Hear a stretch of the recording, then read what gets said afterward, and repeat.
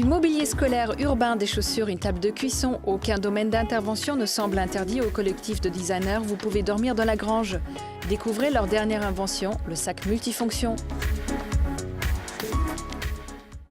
Arnaud et Coralie sont un duo de designers qui fourmillent d'idées. Avec leur collègue Esther Bacot, ils font partie de l'agence Inky Designer, dont les projets s'inscrivent tous dans une certaine vision de cette discipline. C'est une agence de design qui part de l'analyse des usages. C'est un mot compliqué, mais c'est-à-dire comment on vit avec nos objets et comment on peut créer des objets qui sont mieux adaptés à notre cadre de vie contemporain.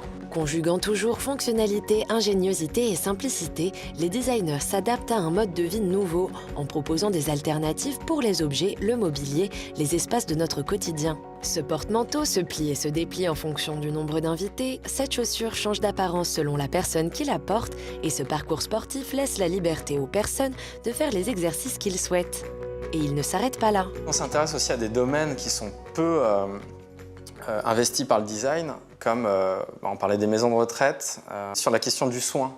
Aujourd'hui, c'est des lieux très techniques, mais la question du cadre de vie, du soin, du côté bienveillant du lieu est hyper importante. Et parmi tous ces projets, Arnaud et Coralie se sont associés pour créer une marque qui est tout à fait en accord avec la vision de l'agence. Vous pouvez dormir dans la grange, c'est un nom à rallonge, mais c'est surtout un projet de sac multifonction, tout en légèreté et adaptabilité. Il se nourrit aussi de l'univers des hobos qui longeaient les voies de chemin de fer en quête d'aventure, avec leur seul baluchon sur le dos. Vous pouvez dormir dans la grange, c'est un baluchon. Ça part du constat un peu qu'on n'a jamais le sac à la bonne taille. On a toujours besoin plus grand, plus petit, on a besoin de transporter les affaires. Et l'idée, c'était de créer un sac qui s'adapte aux besoins, donc qui change de taille en fonction des besoins. Voilà, aller au plus simple, ne pas s'encombrer, mais en général, ne pas s'encombrer. Et ce que tu dis souvent. On va aller au plus simple. Et l'idée simple et astucieuse de ce sac, c'est un système breveté qui permet de le réduire ou de le déployer en fonction de ses besoins du moment. Démonstration. Donc, il se réduit comme ça. Et en une seconde, hop, on relève, ça libère de la matière et ça fait un sac hop là, de cette taille-là. Complètement déployé, il peut contenir jusqu'à 30 litres, ce qui correspond par exemple aux affaires qu'on prendrait pour un long week-end. Arnaud, tu vas quelque part ? Donc, je mets tout le nécessaire pour 4 jours.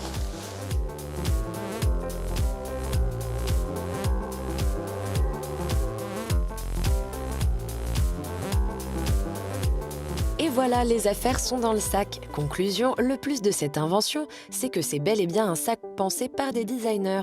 Et c'est un ancien ingénieur qui le dit. Ce sac, c'est un contre-pied à l'ingénieur classique. C'est-à-dire que l'ingénieur, pour faire un sac qui s'adapte, il va faire une espèce d'usine à gaz avec des trucs qui vont se déplacer, clac, clac, clac, ça va prendre du volume. À un moment donné, le designer, il dit « Comment je fais pour avoir une intelligence intégrée dans le produit ?»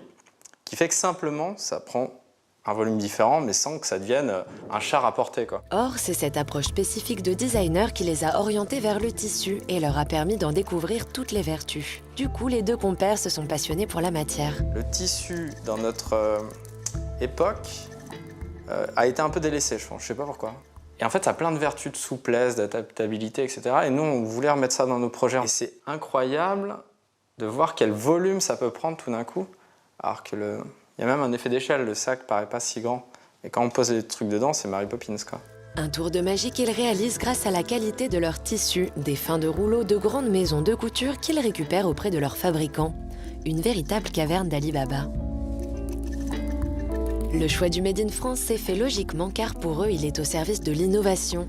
L'échelle est réduite et grâce à la proximité qu'ils ont avec leurs fabricants et au retour des clients, ils peuvent améliorer leurs produits plus facilement.